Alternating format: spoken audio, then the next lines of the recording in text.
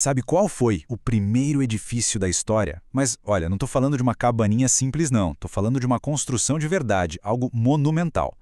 Hoje, a gente vai fazer uma verdadeira viagem no tempo para investigar as origens da arquitetura e descobrir quem foram, afinal, os primeiros grandes construtores que a história conhece.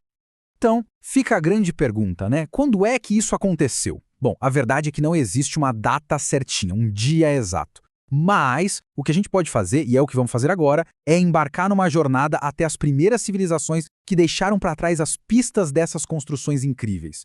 E essa nossa busca começa agora. E a nossa primeira parada é lá no sul da Mesopotâmia. Esse lugar foi o berço de uma das civilizações mais antigas e, sem dúvida, mais influentes da história, os Sumérios. Foram eles mesmo que deram o pontapé inicial na construção em grande escala, do jeito que a gente entende hoje.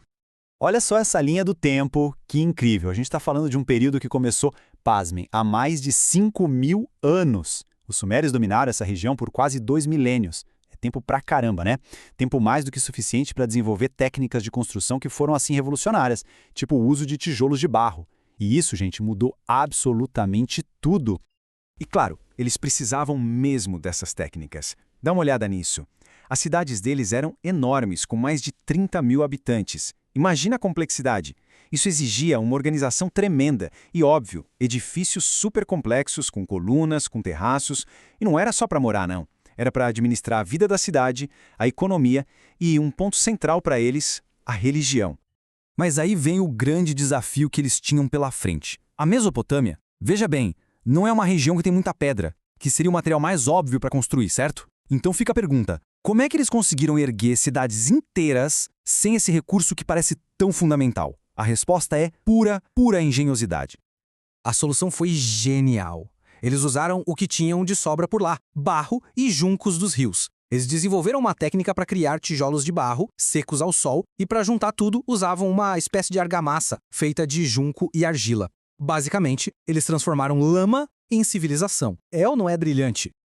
E o ponto máximo dessa técnica toda é o famoso zigurate de Ur. Aquilo não era só um prédio, gente. Era tipo uma montanha artificial, sabe? Uma ponte entre o céu e a terra. Para os sumérios, os zigurates era o centro do universo deles, a casa do deus protetor da cidade. Era dali que eles administravam tudo, guardavam as colheitas, era literalmente o coração pulsante da civilização suméria.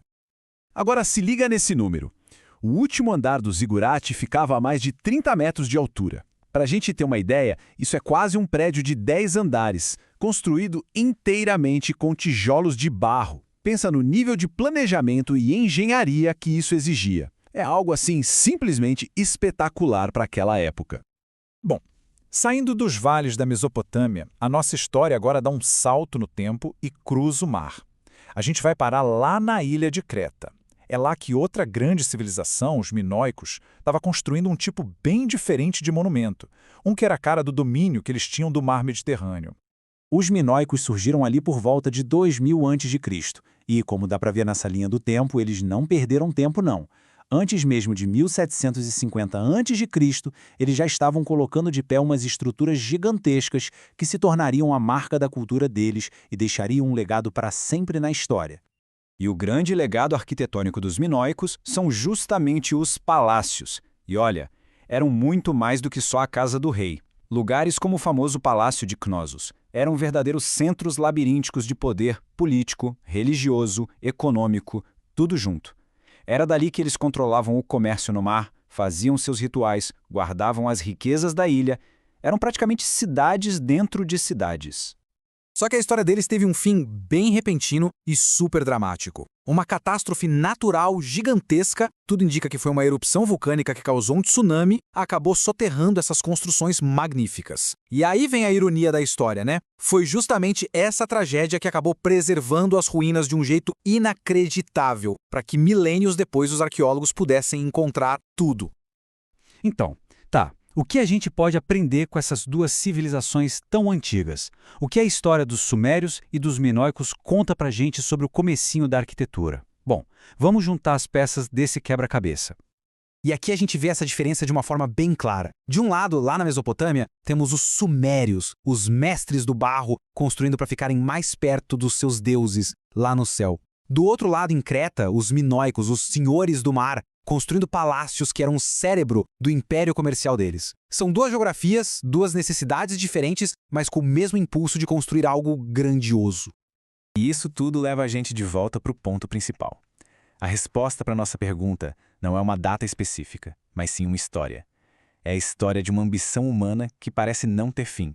Essa vontade de construir, de deixar uma marca, de criar coisas que são muito mais do que um simples abrigo.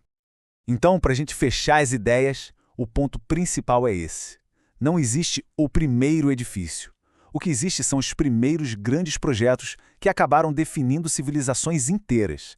Os sumérios, com aquela genialidade de transformar barro em templos gigantes, e os minoicos, com seus palácios que eram o centro do seu mundo. A história da arquitetura de verdade nasce aí com eles.